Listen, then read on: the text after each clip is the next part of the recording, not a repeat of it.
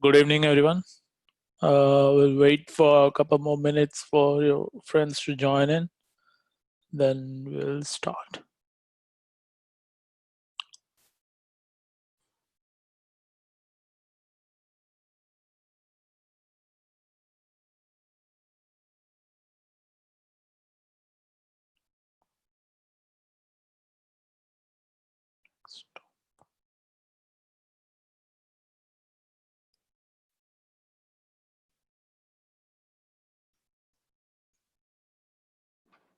Hmm.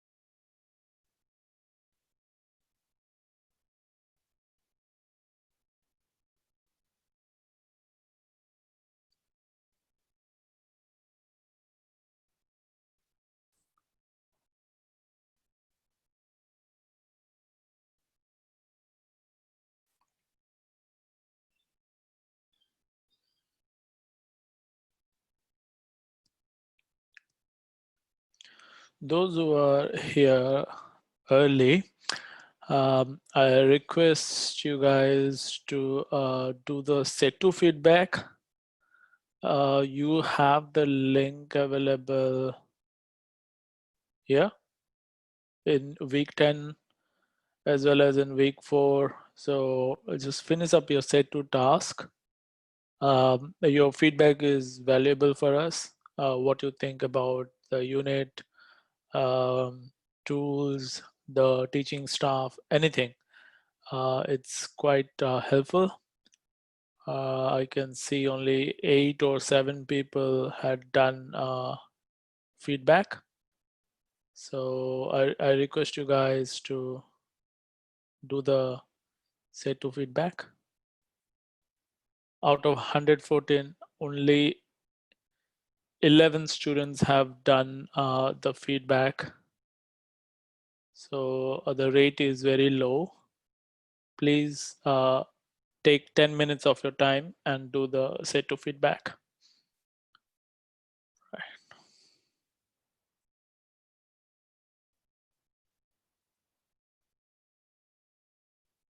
Okay, so today we will be learning about Spring Boot and to create microservices, web services, or whatever you call them. And we'll containerize that in Docker. So I'll kick off in another 2 minutes. I'll probably wait for a few more folks to join in. So till then, the focus is on the set2. Please, you can do it right now while I'm talking to you. Open up the set2 and provide the feedback. So you have 5 minutes to finish up your set2. It's 6:04. We can start at 6:10. Please do the set2 feedback.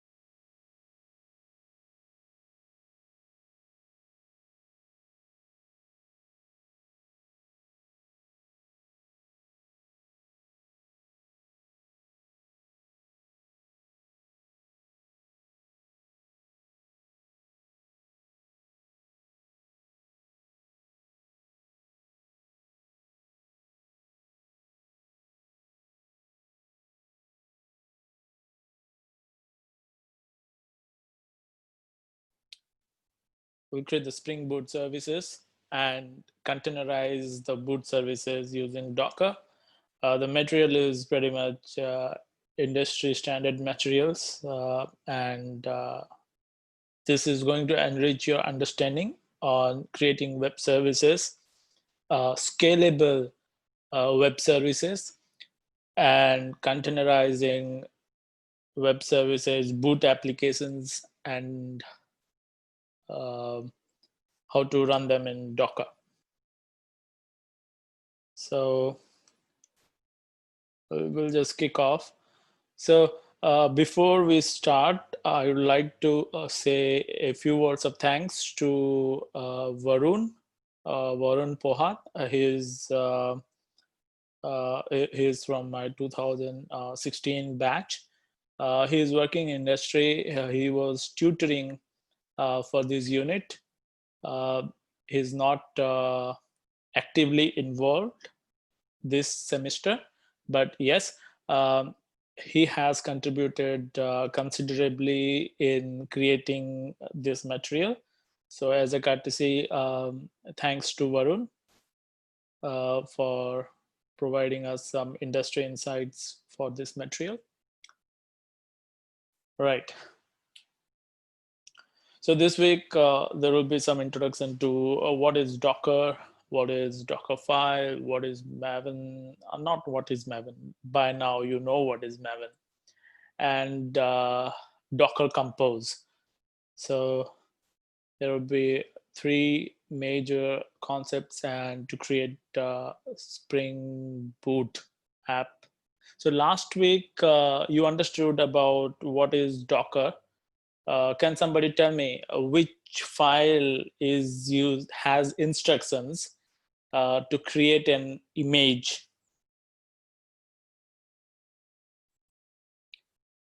Very good. And can you tell me what is the content of the Docker file? What kind of things does it have? So basically your image should contain what things? Okay, shell command, I take it as entry point for the execution.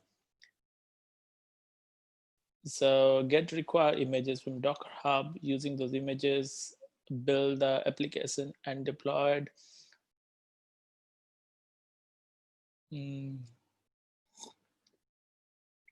So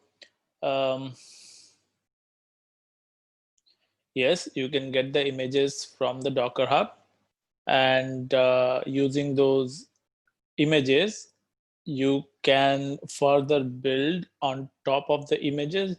Remember, images are always read-only, and any kind of wrapper you put on top of those images are and you create a new image. So the top layer of the image is a new image. So any instruction set you pass it in the Docker file is actually one more image. All right. So what my question was attempting was to ask what is the content inside that image. If you have to run that image, it becomes a container, but the content of the image should have all your application executables, binaries, code, and environment variable, whatever which is required to run the application. Okay. So image basically contain all dependencies for an application. So I assume most of you have deployed or created an image for their own Angular app. Is that a yes or no?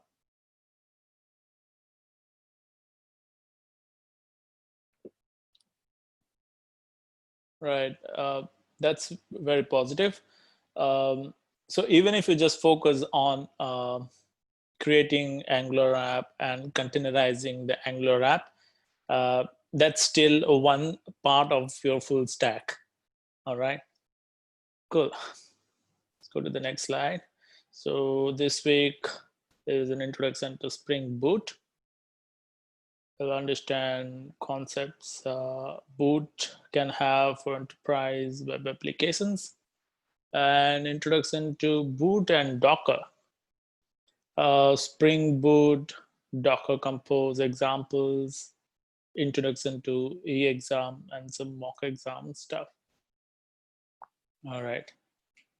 So Spring Boot. So introduction to Spring Boot. So Spring applications are suitable for building enterprise level applications. Just like Java E framework, Spring is an alternative enterprise framework. Spring is lightweight. It addresses all tiers of your application. It's open source Java based framework, aims to simplify Spring application development, determined by Spring Boot features. So the whole point of having Spring Boot is to create microservices, because the design pattern for scalable applications, they are based on microservices pattern. So because everything has become service oriented architecture, and that makes applications like what you have built in first few weeks, those are monolithic applications. Monolithic applications, they have an inherent issue of scaling out. Like if you have hundreds and thousands of like in millions, if you want to scale that, basically you go into a limitation where you cannot scale your computational power. When I say computational power or computational resources, it means number of threads a CPU can process, number of memory a CPU can have, a system can have. So if I have to, like if I'm having 10 requests going on, and I have a 2 GB RAM, sorry, 10 GB RAM, and uh, like dual core i10, something like that, and I'm happy to service 1,000 requests per minute. But when the 1,000 becomes 10,000, I need to scale that up. I need to add more processing power. I need to have at least more memory. So if you are ever a bit of how scaling can happen, there are two ways of scaling of an application. One is horizontal scaling, another is vertical scaling. So we'll first talk about vertical scaling. I'll give you an example of vertical scaling. In vertical scaling, what you just do is you add more memory to that system. You add more CPU to that system. So you're trying to vertically scale that system. From 8 GB, you add one more 8 GB and you make it 16 GB of RAM. So that is vertical scaling, right? Horizontal scaling. The thing is that what if you do vertical scaling, you go into a limit where you have maximum slots in your rack. So if your rack has like 5 different slots, and all the 5 different slots are filled with RAMs, then you cannot actually scale anymore vertically. So vertical scaling always has a limit based on the rack ports and everything. So it created some kind of issue, because if the application is getting popular and it needs more availability, it faces issues like scaling and availability. To make resources available and scale, you need to break down monolithic application into microservices or web services, and then scale the web services, the whichever part required more and more scaling. So that is service oriented architecture. So verticals, I was talking about vertical scaling, right? So this is a vertical scaling is adding more and more CPU, more and more memory. That is vertical scaling. Horizontal scaling is when you add one more system. So you are having one system, now you add one more system to it. So now you have a cluster. And then you think the requests are now 10,000, it's multiplying to 20,000. You add two more systems to that cluster. So ultimately how it goes on is like adding more and more number of nodes to your cluster. So in that way, in that way you achieve horizontal scaling. Horizontal scaling is much popular in industry. uh, One primary reason is that vertical scaling you can do, but then there is a limit to it. And then once the resources they go up, you actually have to pay a lot of charges.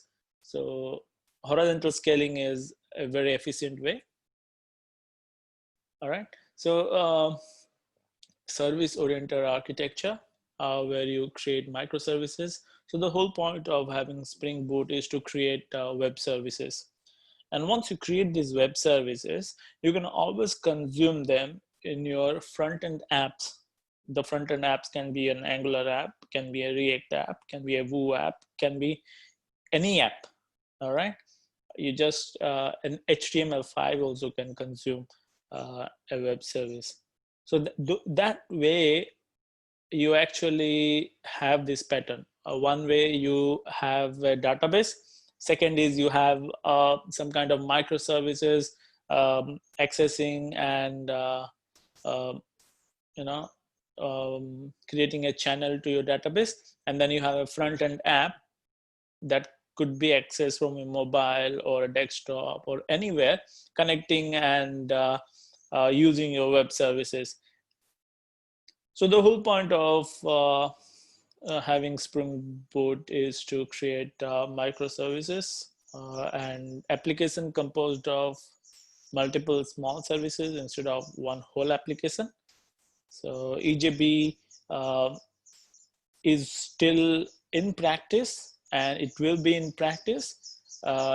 Probably you cannot imagine any banking app without a EJB running in it.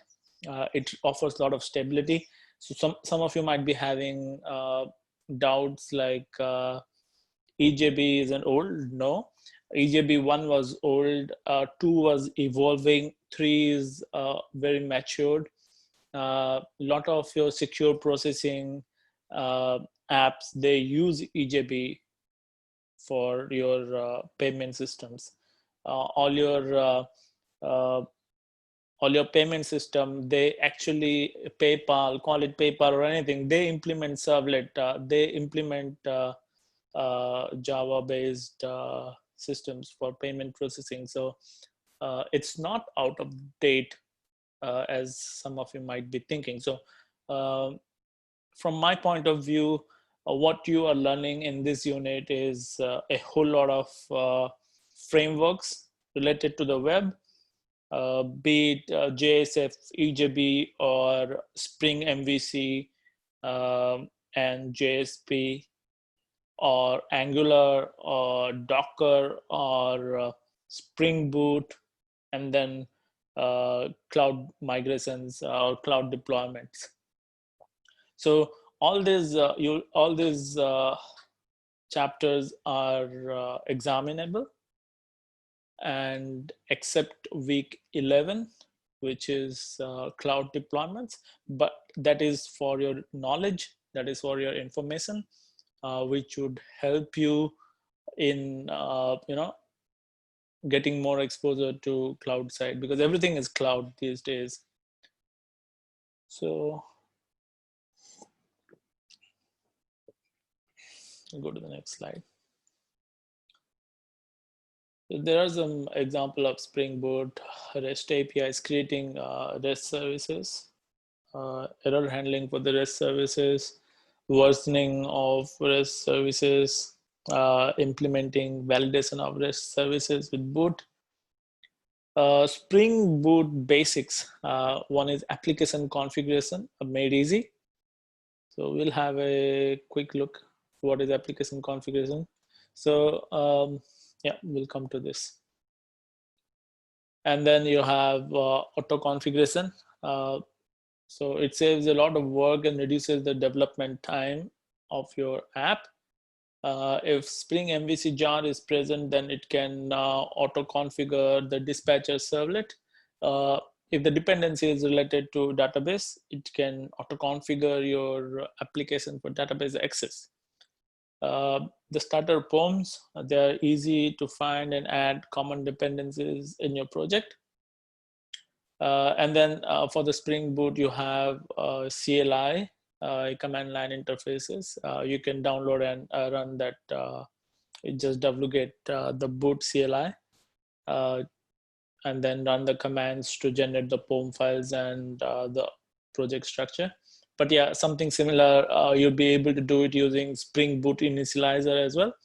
So Spring Boot initializer helps you in building Spring-based application without knowing about the details of your Spring framework.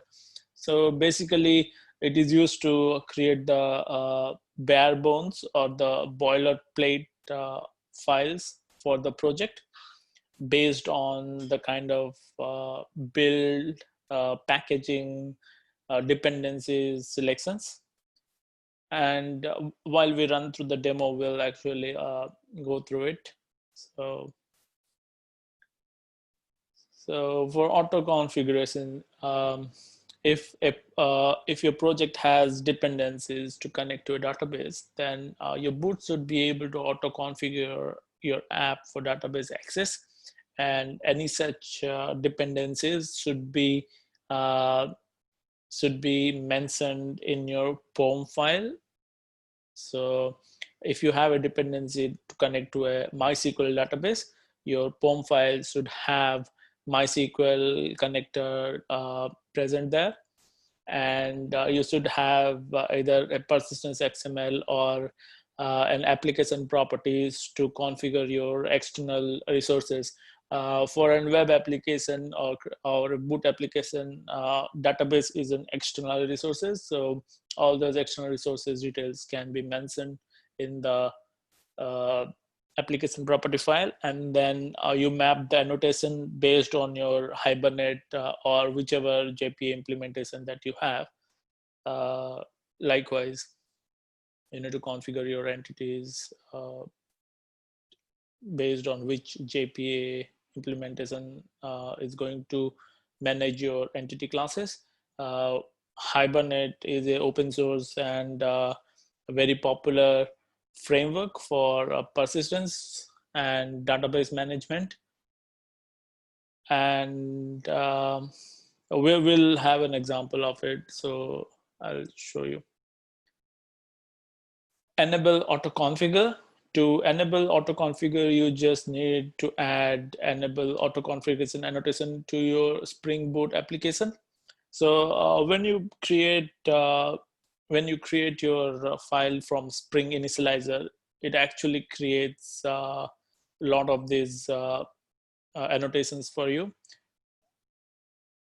So yeah, the starter POMs, they simplify the finding and adding dependencies in your project.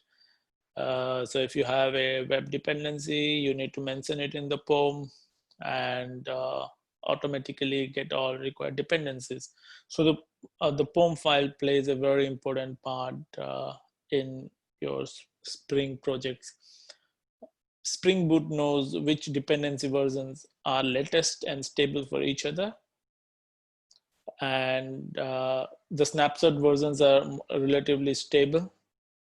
And developers do not need to take care of the compatibility of different transitive dependencies. So if I'm running boot and I specify data JPA, that means I'm by default I'll be getting an embedded Tomcat with that. So you don't have to explicitly mention you need Tomcat for boot. because it comes as an embedded service.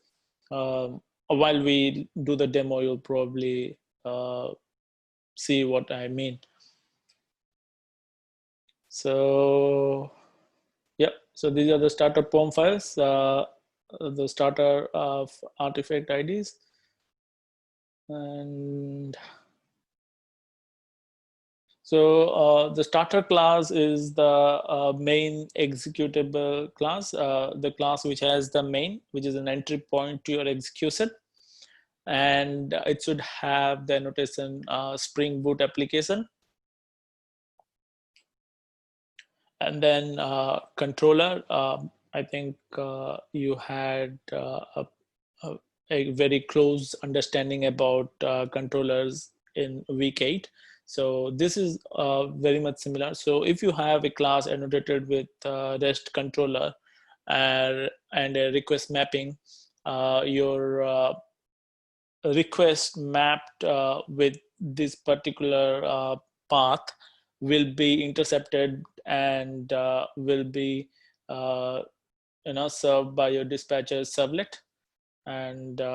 And then you know what happens, what dispatcher servlet do, what it does with the controllers and everything. So we have discussed that about Spring. So this is pretty similar to that. And yeah, and auto wiring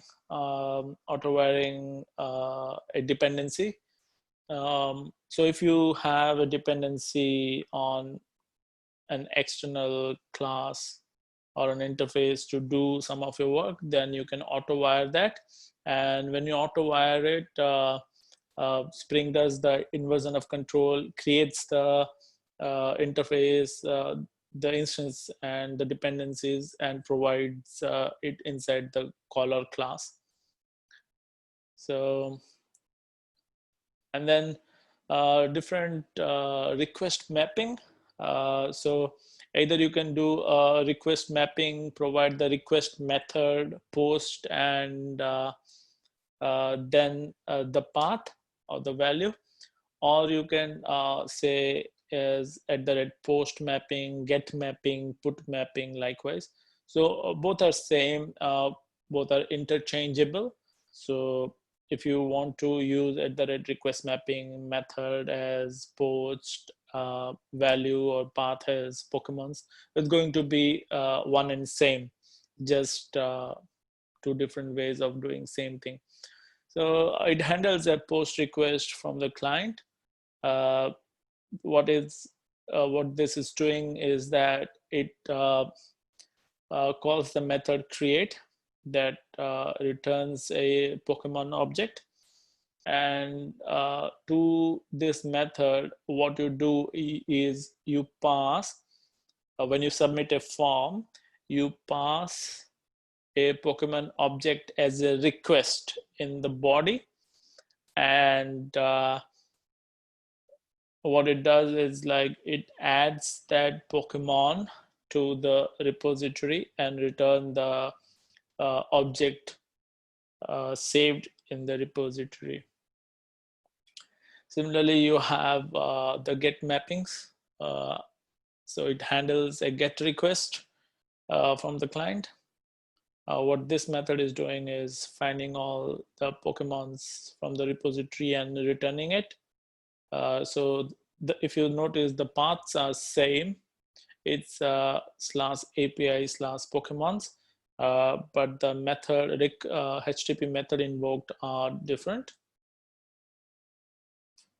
And then you have put mapping, and here if you see, this is a path variable. So path variable is like a placeholder for a path which can change, which is not fixed. And then what it does is like when you update a particular Pokemon based on the ID, and in the body you submit the Pokemon object, it updates. What it does is like it gets the object from the database, and based on whatever you have passed in the form body, it gets those parameters and sets it into the one which is retrieved from the database, and then at the end it saves the changes back to the database. So get is to retrieve data, post is to create data, and put is to update data. And then delete mapping is to delete from the repository. So delete mapping handles delete requests from the client. So delete Pokemon object with the provider. So what you have to do is just invoke saying that it's a delete request, and pass the ID of the Pokemon that you want to delete, and it would be deleted. And then what it will return is like list of Pokemons after deleting from the database. So after you delete, it returns a list of all Pokemons present in the database. So that's the repository. I think you're familiar with this now. If you have an entity called Pokemon, CRUD repository or JPA repository, it provides all your methods with CRUD functionality. What you have to just provide to the repository interface is the name of the entity class and the primary key data type. I think this is something we are already familiar with from the previous Spring MVC part. So this is something similar. And then AutoWild, we know this, Spring will inject the dependency at runtime. So we are already aware of this. So these are the CRUD repository functions. Say find all, get one, delete by ID. There is one more, find by ID likewise. So to test via Postman, Postman is a client that can be used to test an API. Even you can use a simple terminal to test it. The curl command can test it. What Postman does is a little advanced stuff. It just provides you an UI to do the same. All right, so this is an action. You can go through this.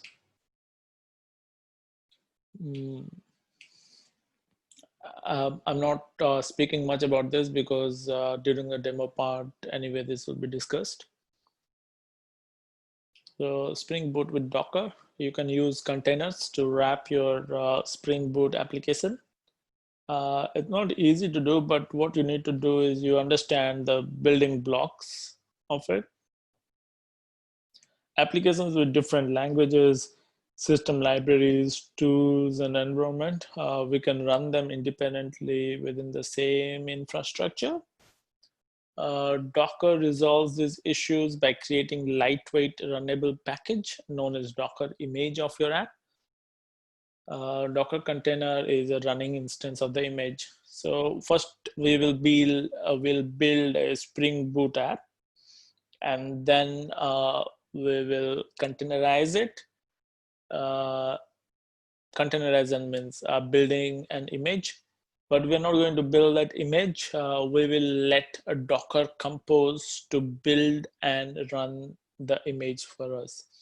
So if you ask me what is Docker Compose, Docker Compose is a tool to define multi-container Docker application, and you can run multiple applications in the Docker host with multiple containers, and you can have all those dependencies resolved. So this is Docker Compose provides a more versatile method of creating stacks of multiple containers in the same stack.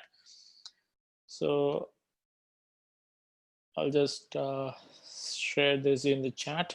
So Compose is a tool to define and run multi-container Docker applications. So if your application has dependency with a database, you can use Docker Compose to pull up a database, and then your application, talking to your database likewise. Cool. So Docker Compose is a tool to build multi-container Docker images. It uses a file called docker-compose.yaml or YML. Both are same. It stands for yet another markup language. These are to define your services, and YAML follows a nested syntax. Just to give you a few idea about what YAML is. So first, there was XML to talk with heterogeneous system. Then XML evolved into a JSON, and from JSON, because it always had that key attribute thing, a rather simplification form of a JSON is your YAML, and all these files, XML, JSON, YAML or YAML, whatever you call it, and CSV, they're all interchangeable file formats. Like if you have an XML, you can convert it into a JSON. If you have a JSON, you can convert it back to XML, or even if you have a JSON, you can convert it into CSV. So they're all interchangeable file formats. So it's easy to build and deploy your application. YAML file looks something similar. It's similar to JSON, and but it is more readable and contains less clumsiness of the data. It's more user readable.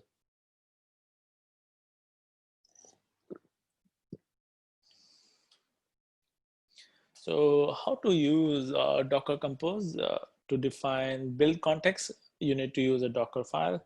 If you want to pull an image from the Docker Hub, you can provide the name of the image and the version that you want.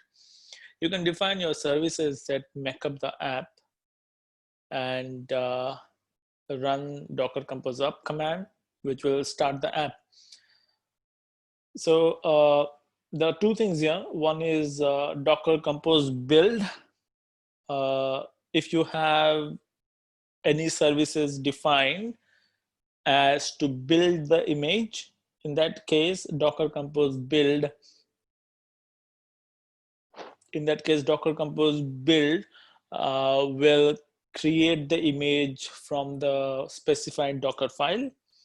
And then when you say Docker Compose up, all the services mentioned in the Docker Compose file will be created. Okay. So we will see this actively during the demo part.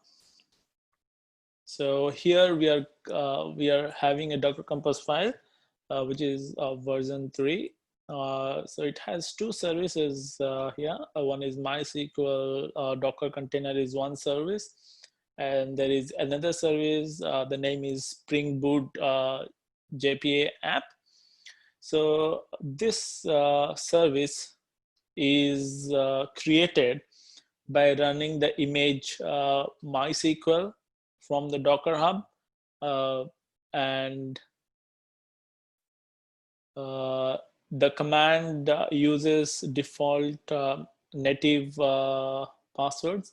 So you need to provide a MySQL root password. It can be anything, just like you'll have a root pass for your local MySQL.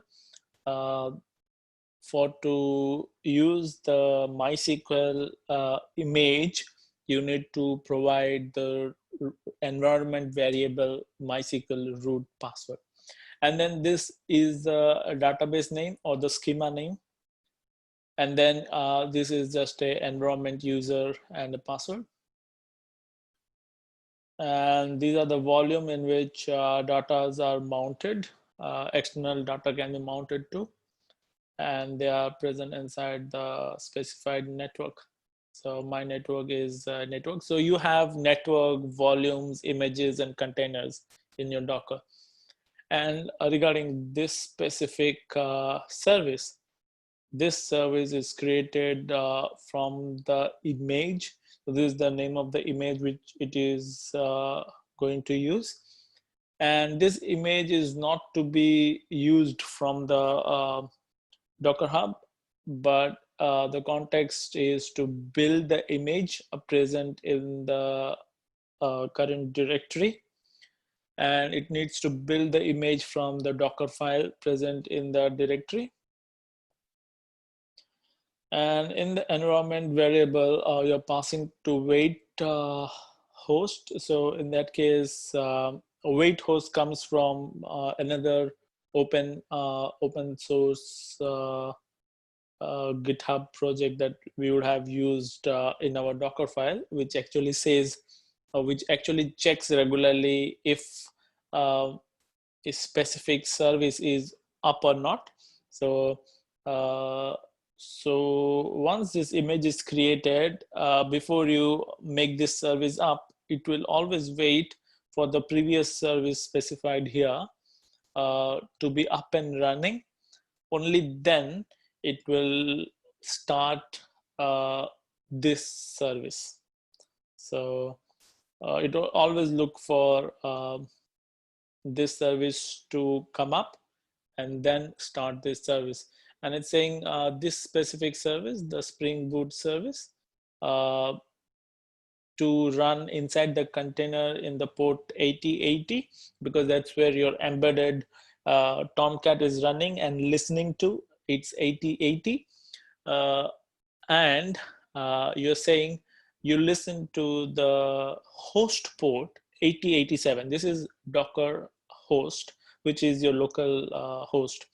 So listen to the 8087 port of your local host, and then forward that request response to the Docker container in the port 8080. And then these are the volumes networks for this specific service. Services defines the components that make up your app. We have two services. Image refers to the image either used in creating a container when you run the compose in the compose file in the service. Here we are using the latest image of the MySQL. MySQL. This part is the tag part. And then environment variables. So if you might be thinking, what environment variables I need to pass? Well, you can always go to Docker Hub. So if you go to Docker Hub,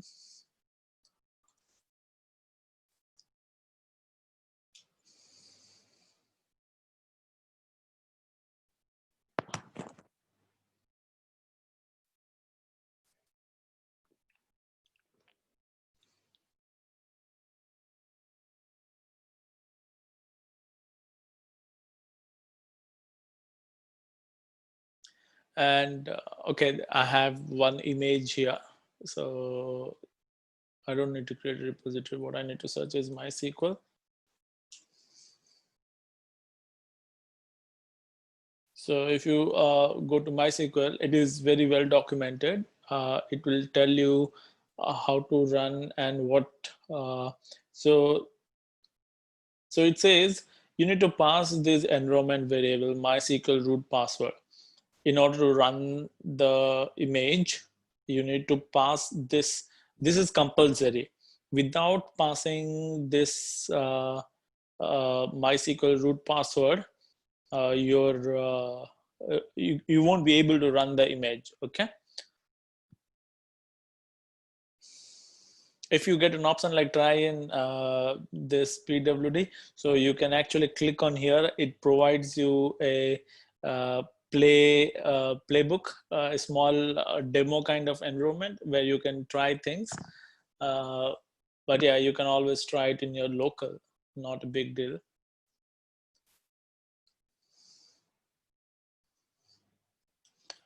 And then you have Docker Compose. These are the permanent storage solution, which is mounted to the host file system. So we do not want the data in the MySQL container to be lost when it goes down. So you need to mount the volume back to this data if you don't want to lose the data. Where is the container? This is a directory in which the container is persisted to the host and mounted back when another container is created. And then build, it defines how to build the image. Here, the Spring Boot image is not an image like MySQL, which we pulled from Docker Hub. Hence, we need to specify the context, that is to refer to the Docker file to build the image. And then you have ports mapping. I just explained you 8087 is the Docker host or your local host, and 8080 is what you are hitting to the container. 87 is the host, 8080 is the container.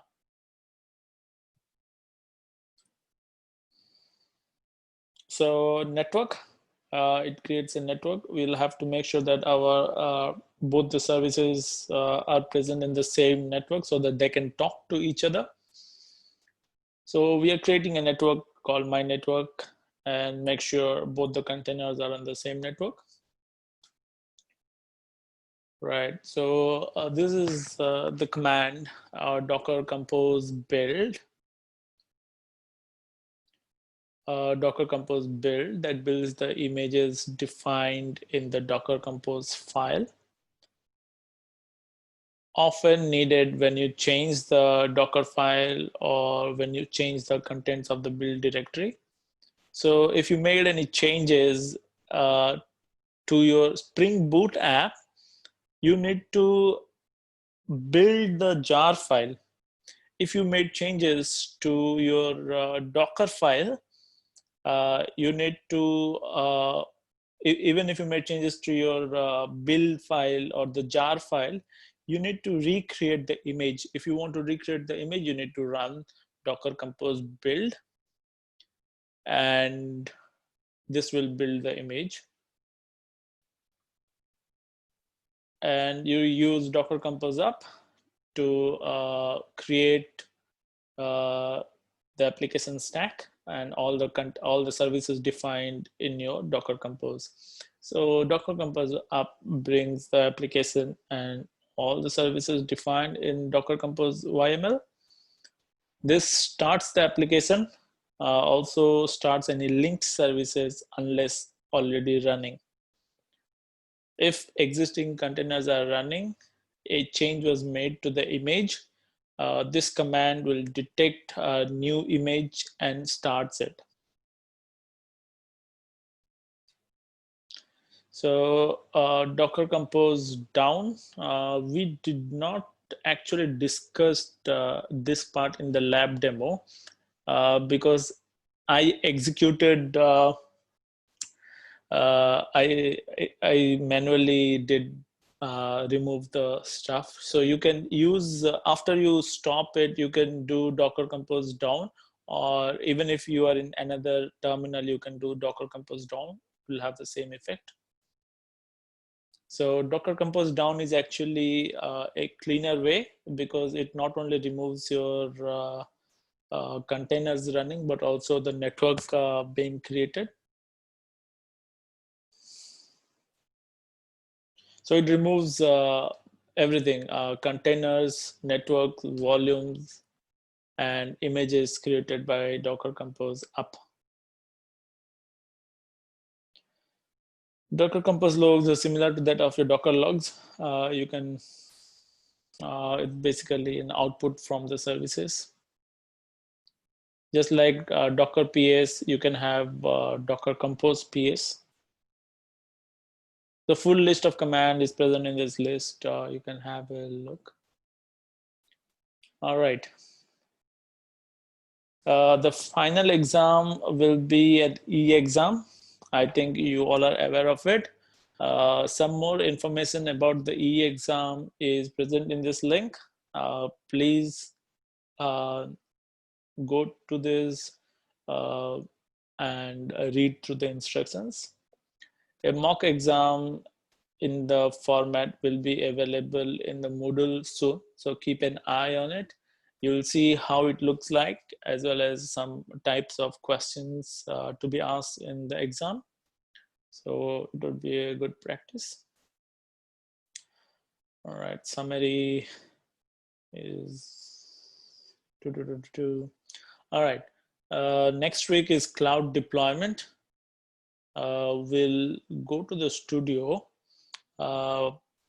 Before we go to the studio part, I give you five minutes. Not 5 minutes, 10 minutes. It's 6:56. 7:05. All right, 9 minutes. Give you a break. We resume at 7:05. For the people from my lab, which I already demonstrated the part. It's already I recorded the video because running too many applications creates a bit of dizziness to my system. So anyway, we'll resume in 7:05.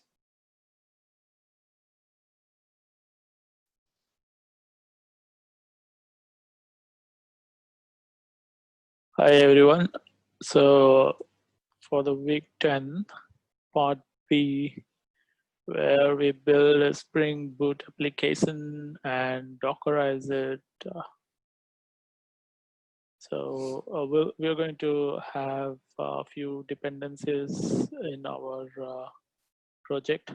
First is Docker to be installed. Then we need to have Maven, and we also need to have Docker CLI, Docker, and Docker Compose. So let's test it out, the things that we need. So if you have Maven, all good. If you have Docker, all good. And you also need Docker Compose.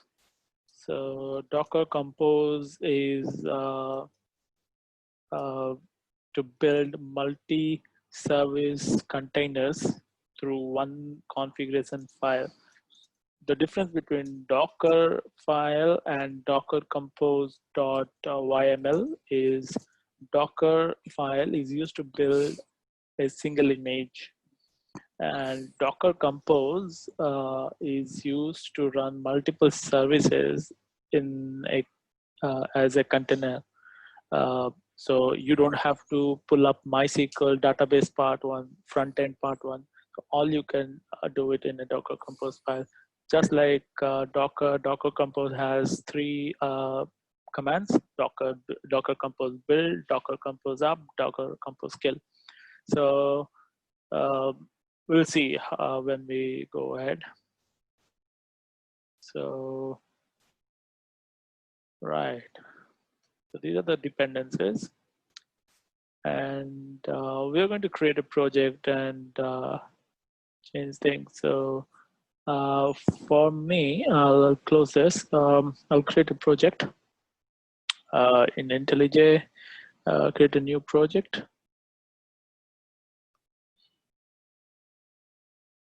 So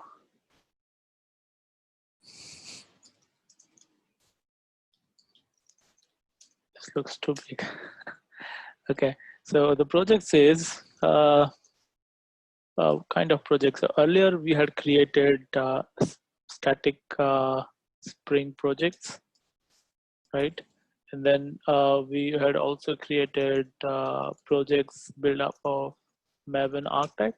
So this one is Spring initializer project. What Spring Initializer does is that it creates the boilerplate for all the Spring related configurations and things like that. So if you go to this URL, let me pull this up.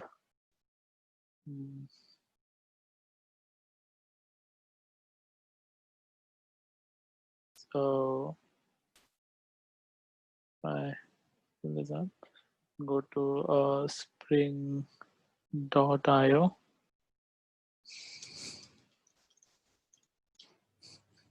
To the URL that was provided there. If you go there, no.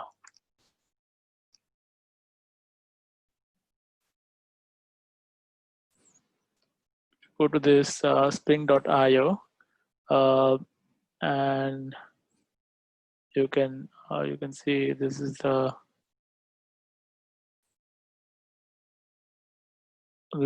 all Spring related documentations. You can find it from here. These are the things what Spring can do. So today we'll be creating more or less like microservices. Microservices are the current way in which APIs are built. So if we go to start.spring.io, it will take us to Spring Initializer. So what this helps us to do is it helps us to create that pom.xml. All right. So if I say, okay, get me the Spring Boot. I don't want any latest one. I'll need a stable version one. You want the project metadata to be group Spring Boot dot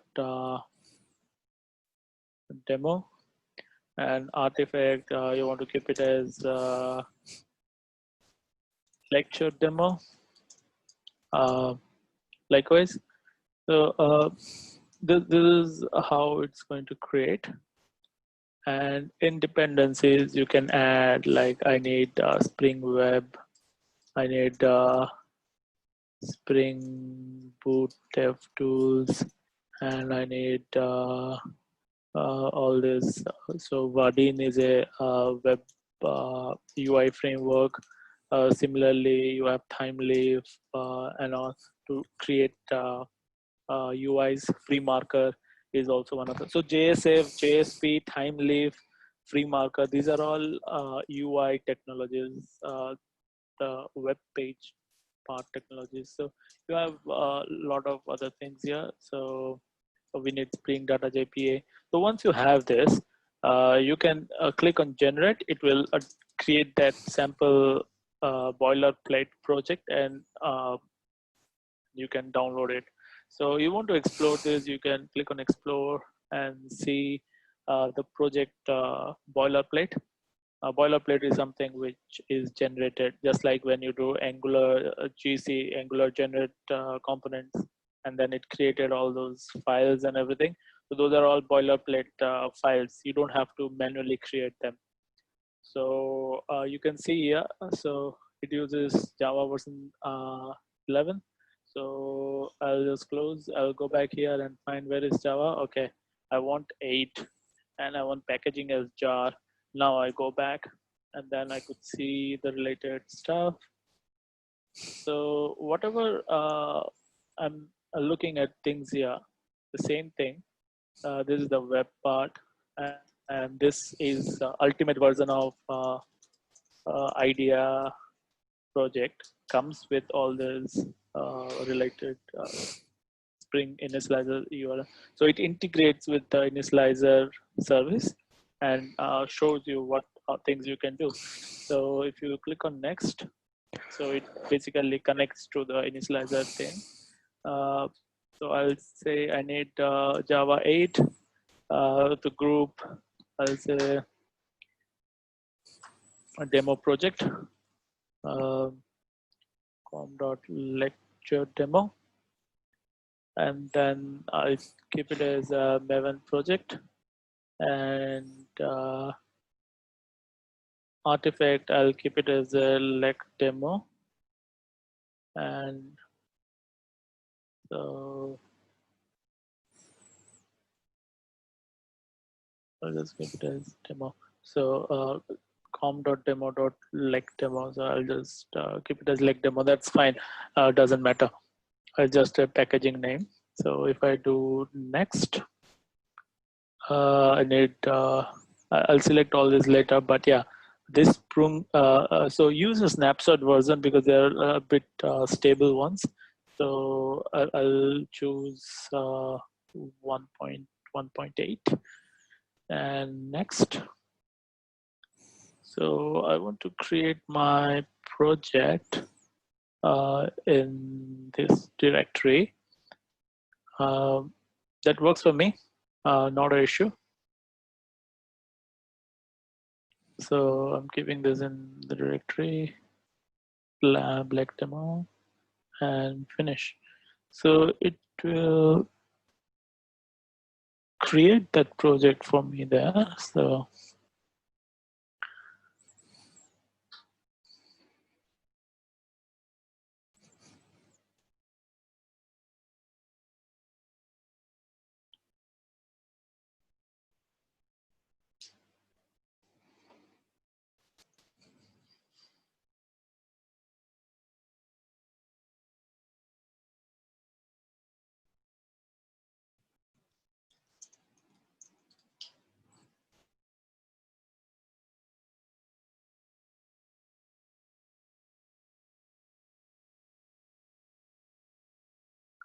So it got created here.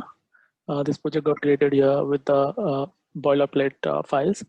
Now, if you see, there are things like import changes. So because of the predefined form, it will start downloading libraries defined here based on what is defined here. So currently there's just 1.8 Java 8. So there are ways you can click on here, import changes, and it will download, or you can use your terminal and do Maven compile. So Maven compile. So when you do Maven compile, it downloads all the required dependencies that you have mentioned here, because for compile time you need all the related dependency, or you may, so you can also click on import changes, should be good. So it will take a while and download. That's fine. You can put changes, same thing. So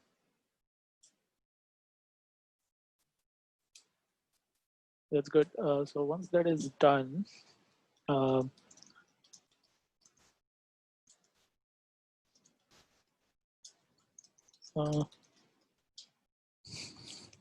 you can do is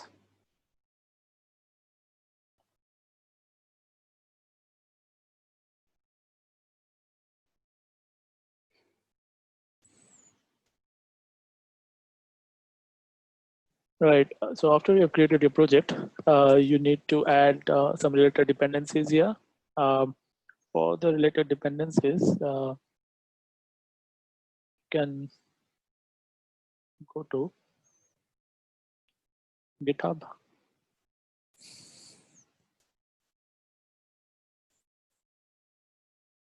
and look for Spring Boot JPA MS SQL Docker and open this POM file. So here I need to add a bit of dependency here. These are the dependencies, data JPA. So I already have this part. So I already have that part. These two dependencies. I just need to add the JPA dependency, the starter web dependency, and MySQL connector, Java connector. So whenever you do this, right, if you see org Spring Boot thing, so org Spring Boot, so it doesn't have the data JPA, starter web, or MySQL connector. So if you import changes or if you do maven compile, it will trigger to read this POM file and download the dependencies. So it will take a while to come up here. So scanning. So these are the mirror repositories from where it is downloading whatever you have mentioned here in the POM file. So in 1 week, we created the project in different way. In second week, we created the project using Maven archetype. Third week, we are using the initializer. So once this is done, it takes a while to download. So once this is done, you'll be able to see these projects here. So it includes, the data.jp includes the related things. So you can see.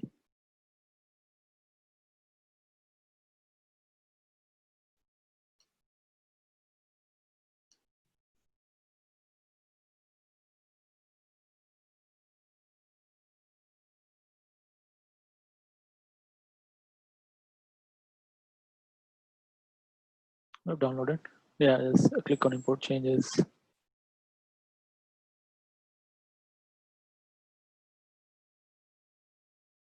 So now it got refreshed. Once it refreshes, you can see it gets Tomcat, it gets the Hibernate related Jackson data types and Hibernate things and Spring Boot data JPA, all these things. So once you have this POM file created, we can start working on the project. So in the project, so whenever you do a Maven compile things, right, it creates a Maven build. So we're not worried about the target at the moment, but we'll see as and when it goes. So in the source package, because you have the base POM file, if you look at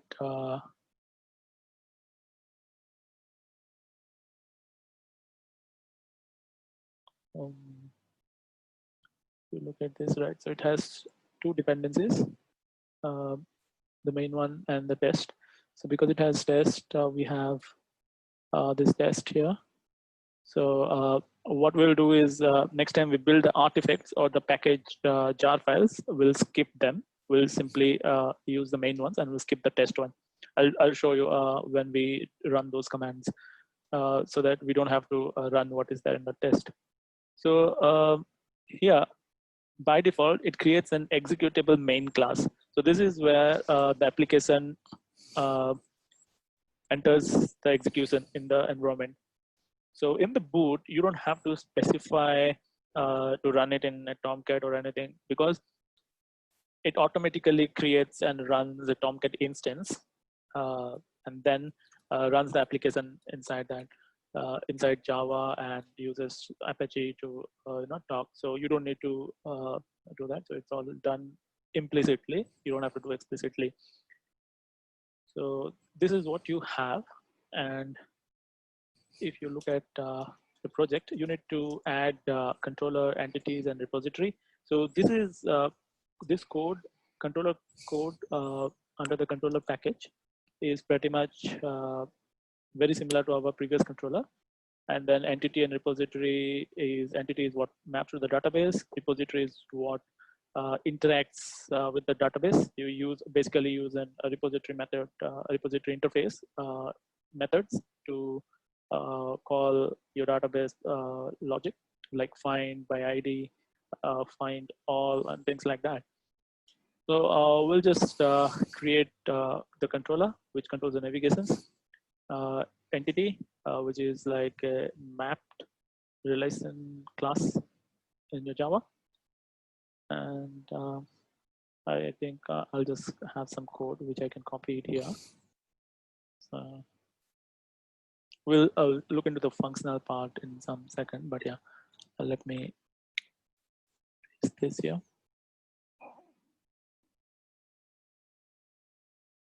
So once it adds, so you can see this is the entity class, which is mapped to a table name called Pokemon. And then you have Hibernate initializer. and the ID created automatically. And here in the repository, it imports Pokemon. So because I copied from somewhere another project, so it's under com.demo.lecdemo, correct? So should be good. So when you have a Pokemon repository and it extends JPA repository, you just need to provide the name of the entity class and the primary keys data type. This is very similar to what we have previously. And then you have controller, which manages all the logic. So in the logic part, I'll just have the imports done properly. com.demo.lecdemo, and same here.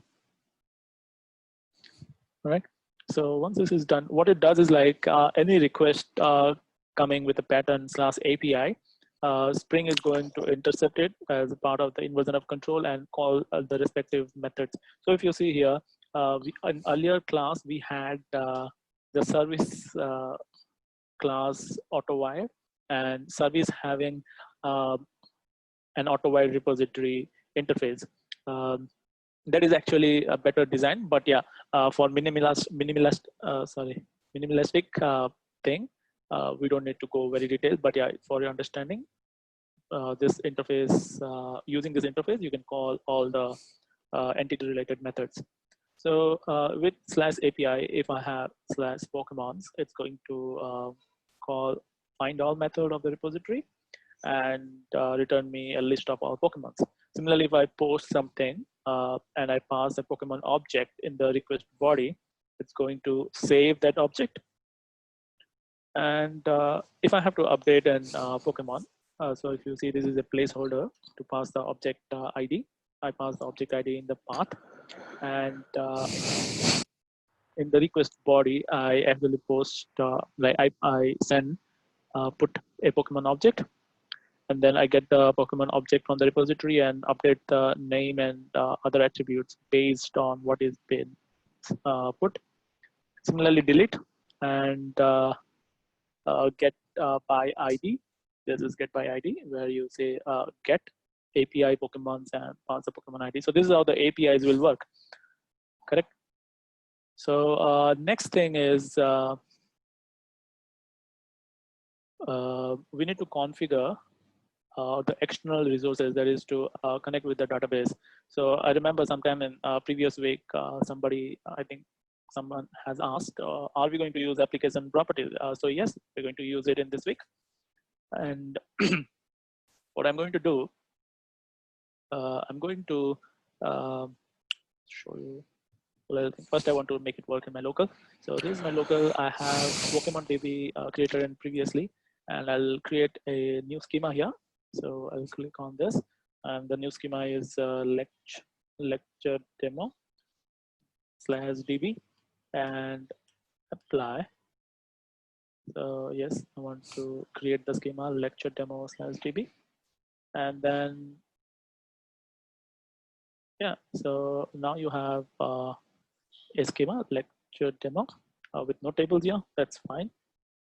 What I'll do, I will go to the application properties, copy the part.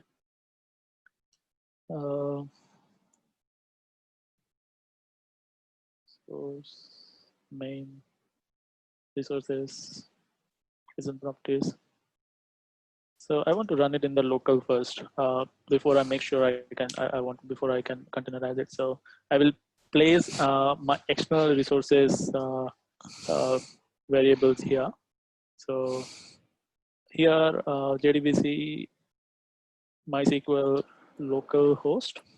I want to first test it in my local, and the name of the database, which is lecdemo_db, which I just created. And the username would be root, and the password in my local MySQL is root pass. So usually this is actually a MySQL user and MySQL password.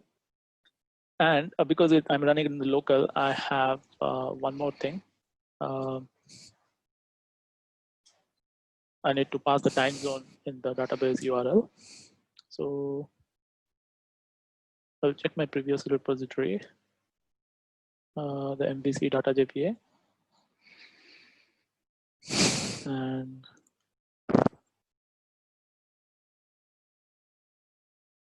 so in the previous week, we had used persistence.xml, but in boot, we are using just the application properties. So there are many different ways in which you connect to your database, correct?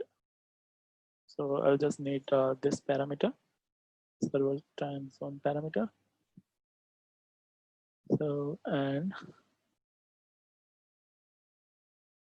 % this. So once this is done, what I will do, I need to build my project. So this is my Spring project, correct? So to build my project, I need to run a command, which is maven clean install. So if I just run maven clean install, it's going to create a target, the artifact jar files, because in our POM, we said generate the jar. So here, if you see, package type, where is the package type? Da, da, da, da, da.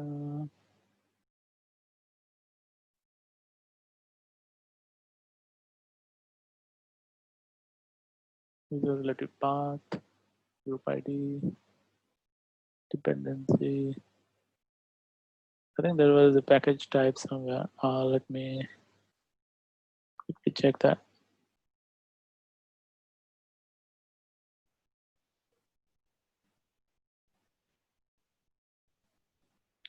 So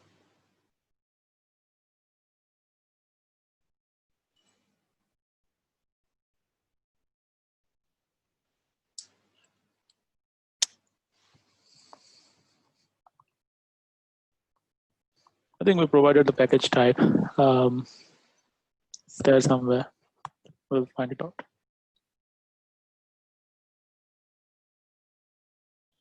As I was saying, during the build, the string initializer part, we specified that parameter. Should be there somewhere. Model version, which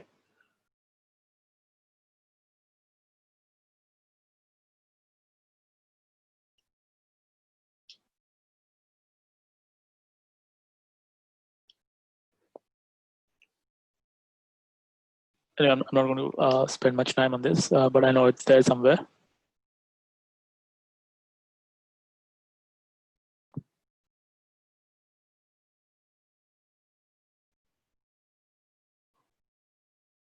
The build is going to create that jar. All right. So once you have this, you do clean install, but you want to skip the test part because test part also has a main program, and we actually don't have things annotated with the things that it needs. So we probably skip the test part. So -d maven dot test dot skip is equals to true. Now when we execute this, it will create the, sorry, maven. It will create the target jar files here. We run this.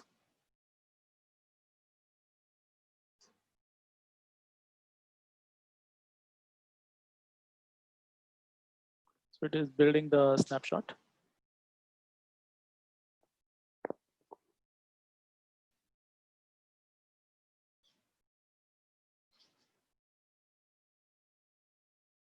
So once this is done, you will see under the target in some time, these snapshots would be ready.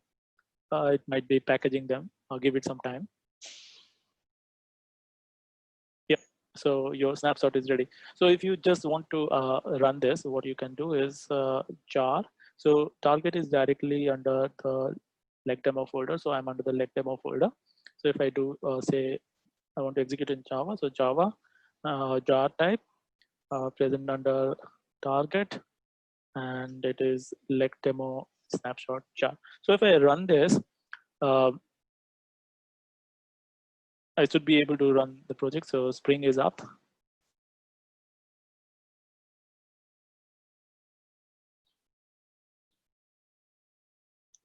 So starting Tomcat. So Maven is taking care of all this. So it's all running in Java. So right. So now leg demo application is up and ready, and we should be able to test our APIs now. So I don't have a persistence.xml. All I have is application.properties, and this is the schema name. And I'm using, I don't have to specify all the mappings. I just have specified them in here. So Hibernate knows about it. Right. So if I start my application, controller, I'll open up a Postman to demonstrate.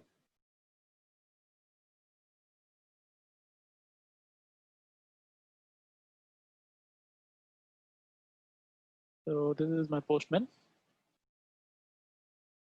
So what I do is I'll first do HTTP localhost and then 8080. That's the web port the Apache is listening to.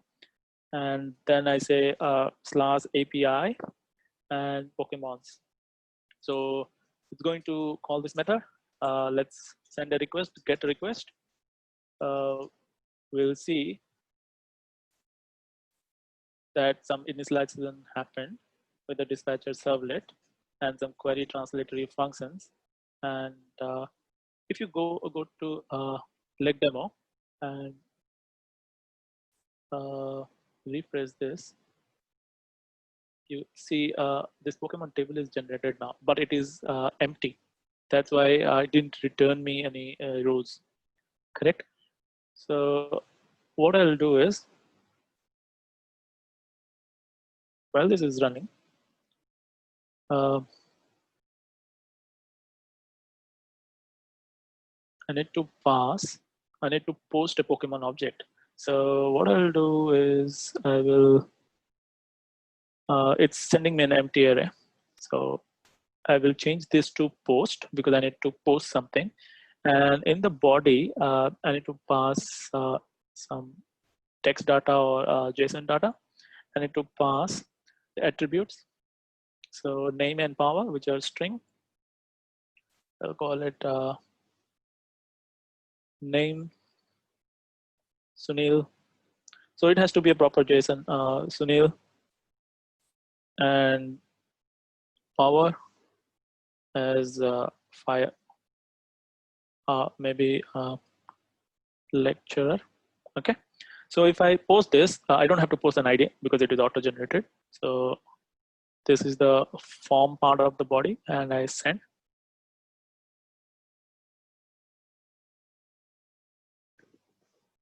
There you go. It's generated.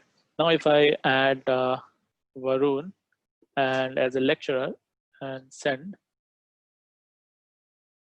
Varun is created. Now if I change this URL to get, okay. So if I do get, in that case, I'll just get return a list of all Pokemon. I have 2 Pokemons now. I'll get a array of 2 dictionaries. Now I want to change Varun as tutor, not lecturer. So what I'll do is get to put. So post is to add, put is to update, and I need to update ID 2. So /2, and I need to pass Varun and the power as tutor, and then send. Varun is updated. Now I want to check, go to get, I can check, and I should be able to see Varun as tutor. So this is all happening using the boot service. This is microservices pattern where you create microservices and you interact with the database totally using web services. Right, so if I want to delete something, I can say a delete, and then I pass ID or this, and I should delete. Then if I say delete not till it get. I should see only one, which is what is expected as an outcome. So my application is working properly. I have no issues with that. What I'll do is I'll stop the application, Control C. MySQL is stopped. Now I need to Dockerize it. To Dockerize my application, what I'll do is I'll do right click, create a Docker file.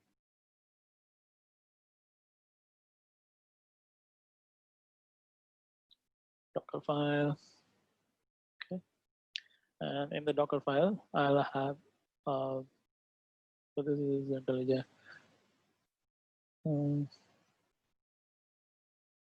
This is my local MySQL. So I'll get the GitHub.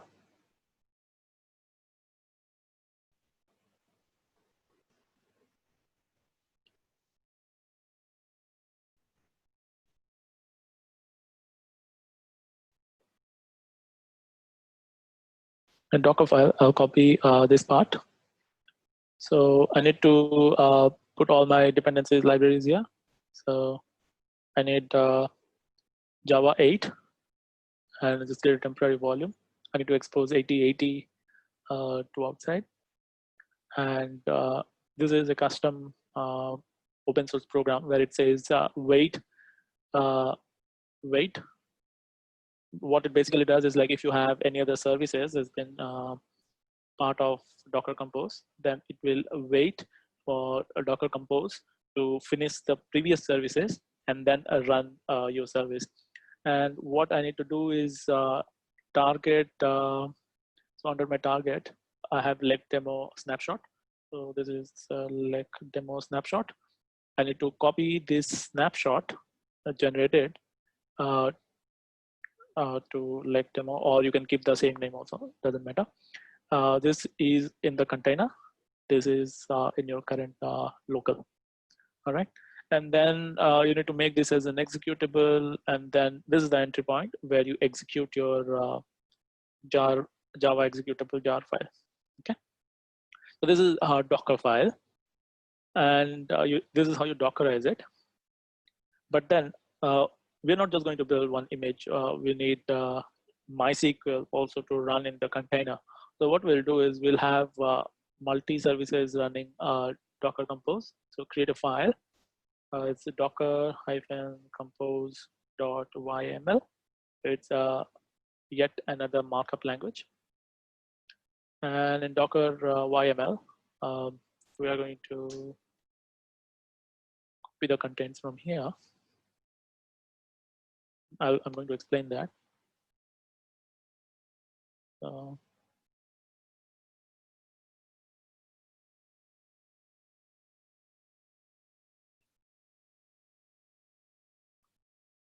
So we are telling to use version 3 of Docker Compose. It has two services. One is MySQL Docker container, and you have a demo, a week 10 demo. I'll probably call this as like demo. It's creating. Just a minute. I need to stop this.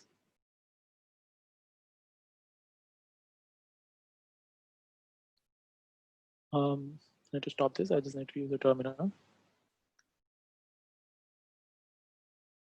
So what it says is, like, create two services. One is MySQL Docker container, and this is by pulling a MySQL latest repository from the Docker Hub, and then authenticate using MySQL native password.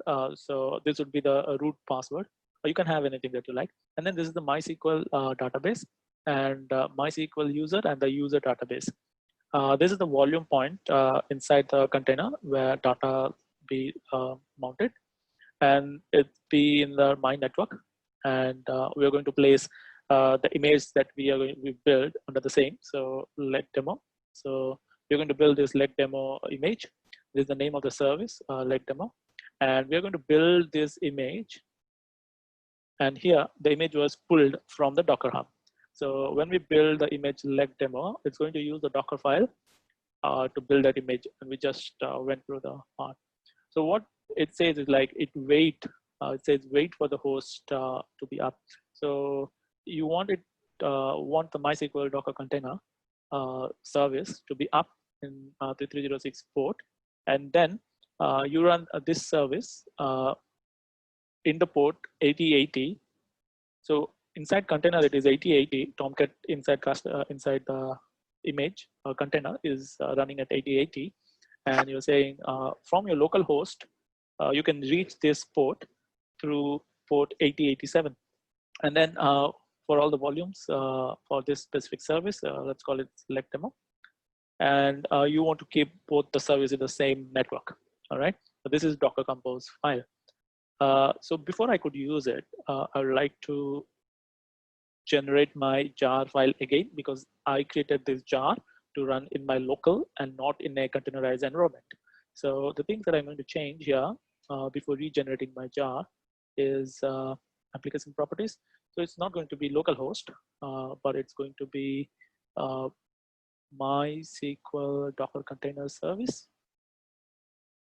and running at 3306. And the database name that I'm going to use is Spring App DB.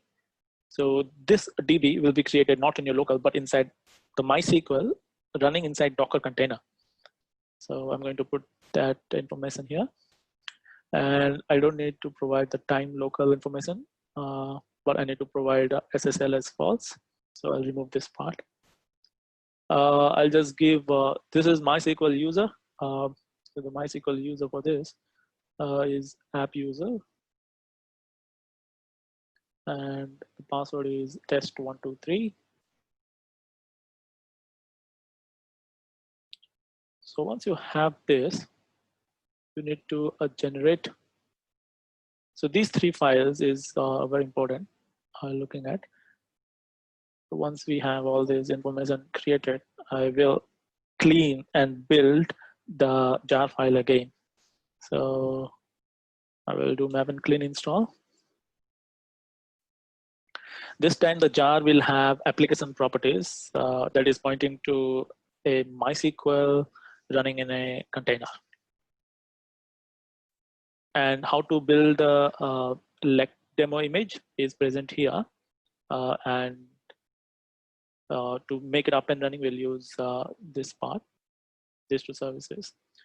Right, now when it is up, we'll use Docker Compose. For that, I'll just clear things. So we'll use a Docker Compose build. So this will build all the images. So before that, I should have shown you this. So I do have some existing image. So these two images are in use, but that's fine. What I'll do, I have MySQL from, I have existing Java 8 and MySQL already pulled, and this was created sometimes back. What I'll do is they are in use, so I'll just go and stop them. Okay, let this image is created first. So right, so your lect demo image is now created.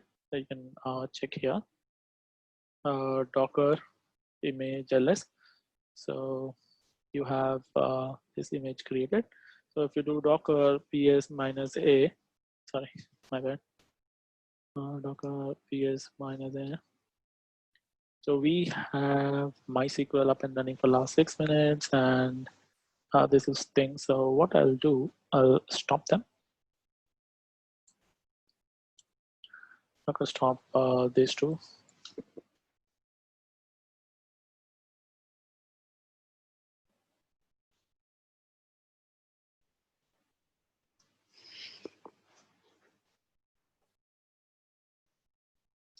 So these were earlier running.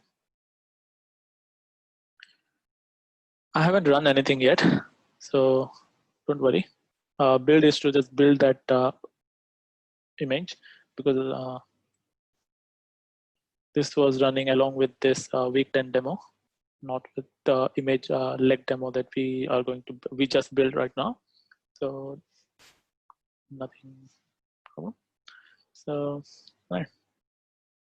So we have Java, MySQL, and leg demo.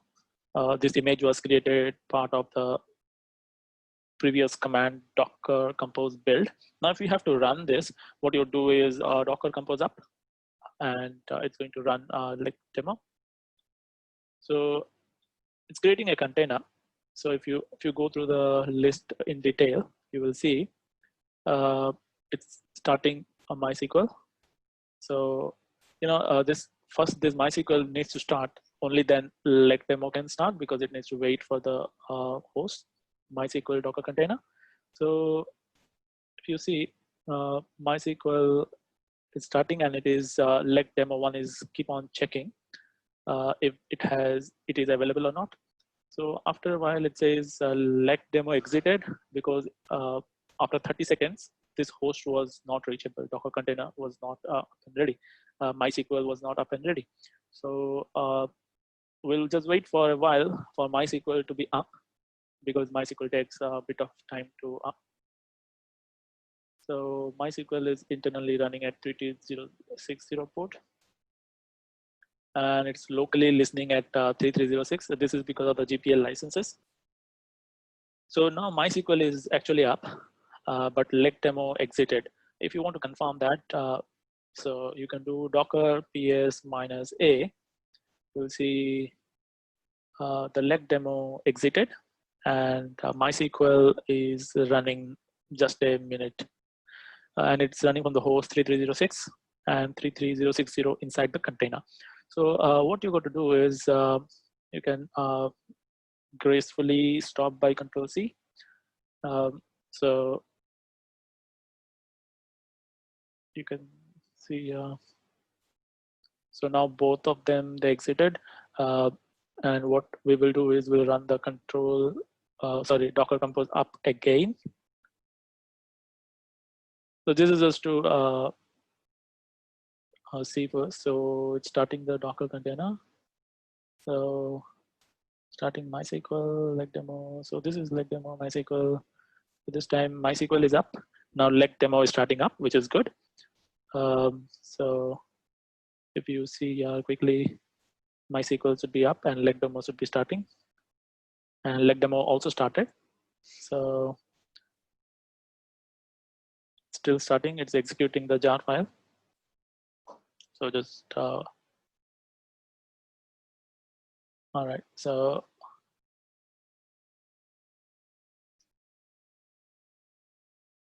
you need to wait for a few more seconds till you see the application is deployed. So leg demo is working. So it started the servlet engine. Initialization completed.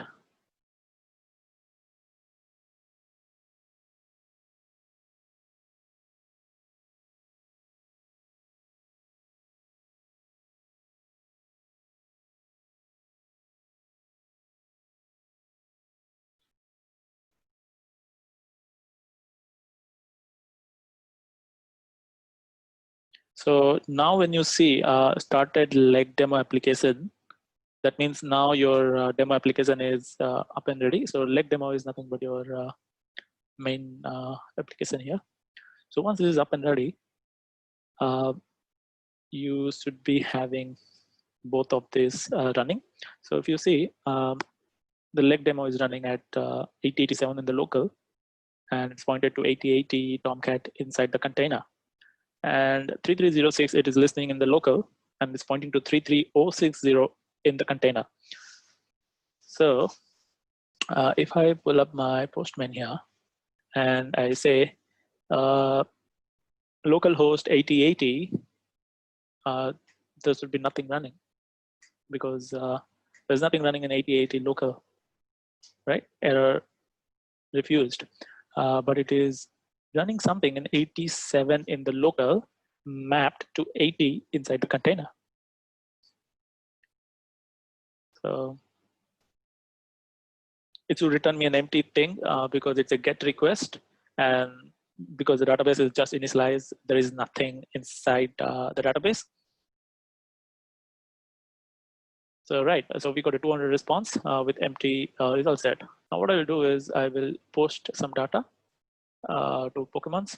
I'll call it Varun as lecturer, and then I send post data. It should create an entry in the database container. Wow, that's good. And if I add one more saying Sunil, the post request, it added Sunil. Now if I want to update something, which we did previously, and I want to update one with Varun as tutor,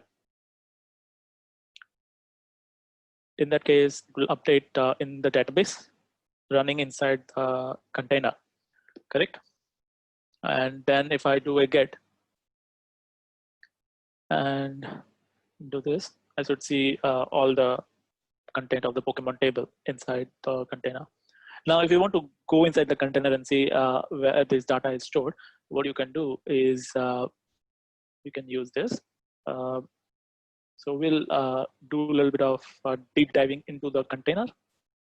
I'm here, and I will say, so that's Docker PS, that's my container ID for the MySQL. And I'll say Docker execute 80 in the container and open me a bash terminal. Now we are inside the container, and if you do ls, you see data MySQL, so that's data cd/data. So this is where your volumes local volume is, but that's not my point. I'm here to go into MySQL, so I'll say MySQL user is root and -p, and then it'll ask me for the root password. So root password is root pass, which I have passed as the environment variable. So root pass. So now I'm inside the Docker MySQL. Okay. So I have a schema, and the name of the schema is Spring App DB. So I'll say use Spring App DB. So database is changed, and now I'll say select star from Pokemons. So sorry, it was Pokemon. Now I have the details, same details what I have in my Postman. Right. So what we have done here is first what I'll do meanwhile I'm here is I'll first exit this and then exit from the container, and I will close this process. I'll do Control C and it will stop. It will stop both. So if I do Docker PS now, it should be exiting both. Okay, started something. Okay, now it's good. So now I can do Docker stop these two stuff and Docker remove this. Docker stop this and Docker rm this. Good. Now this is cleared up. What we did first was we created a local project, local Spring Boot project, and we created controllers, entities, Pokemon, something very similar to Spring Framework, which we learned before. And in the database connectivity, application properties is basically a file to locate parameters to connect to external resources. But here, external resources is a database, so we used a local host MySQL, and we had a different DB there. And then we use the root username and the password to log into that. And Hibernate properties we specified here, and we generated the jar file executable through the maven clean install command. So once we generated this, we executed that to check it in our local host in the port 8080. And once we are happy, we changed this to MySQL container, because that's the name of the service in which MySQL is running in the Docker Compose. And there's the name of the Docker MySQL database name. This is the MySQL user, MySQL password. This is MySQL user, not the MySQL root user. And then we have two files created. The first one was Docker file to create an image out of this executable. This will create an image out of the executable artifact that was generated, the jar file. And then we have Docker Compose, which creates multi-service container. So it created one service, MySQL Docker container. And then we have created another service, leg demo, created from the image leg demo. And this leg demo was actually built, not pulled from the Docker Hub, unlike in the MySQL, which was pulled from the Docker Hub. This was built from the Docker file. And then you have some weight parameters where this service won't be up until this service is up. And then you are mapping the port, just like when we run the Docker, we say -p host port to the container port. We change that and specified both of them to have in the same network. And then we build the Docker Compose. Docker Compose build created image leg demo and pulled whatever required. So if it is nothing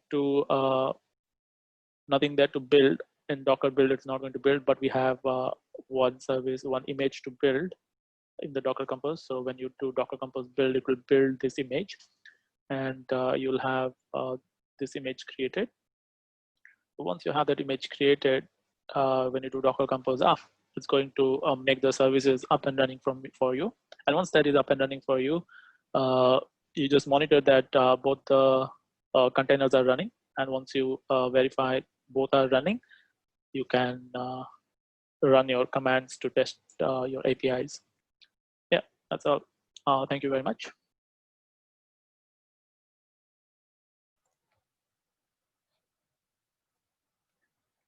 So, yeah, that comes to an end of. It brings an end to week 10. Any question we can take before we close the session? Yes, just a quick question. Why does it fail the first time you run the Docker Compose? Sorry, you ran it twice, right? The second time it succeeds.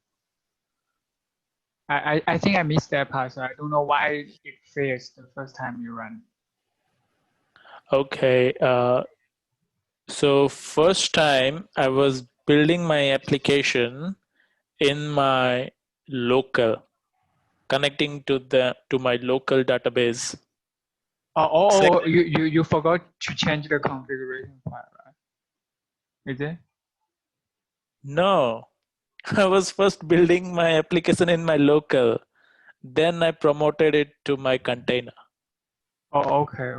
Okay, that video is already there, so you can go back and watch it. So I first tested it in my local, if it is working fine, and then I made some. I know you ran it first time on the local. I know that, but I think you ran the Docker like twice, right? Also. Sorry, what's your question? So I want to ask why it fails the first time you run the container. I know you have tested on the local database. So your question is? Actually, never mind. I will check the video myself. All right. I think I'm not able to get your question. If you want to put it in the chat window, I'd be happy to look at it. Do you want to put it in the chat window?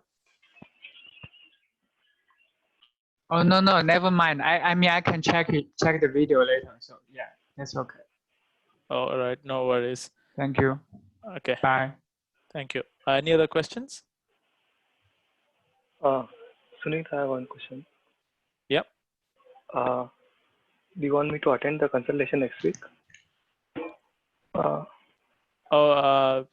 I just wanted to check with your progress. That's it. Nothing like that. Okay.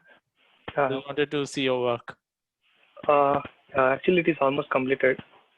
So just All right, no problem.